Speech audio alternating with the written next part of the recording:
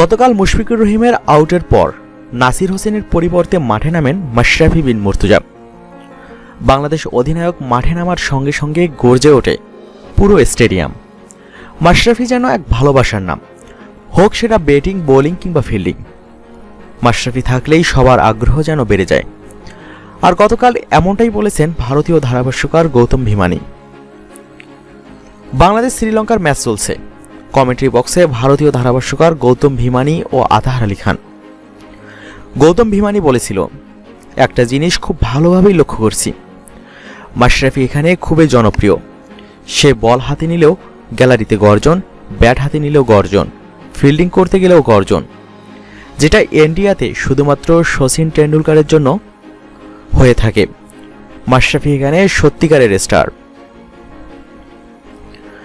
সঙ্গে সঙ্গে আতাহার আলী খান বলে ওঠেন, মাশরাফি শুধু স্টার না, মাশরাফি সুপারস্টার।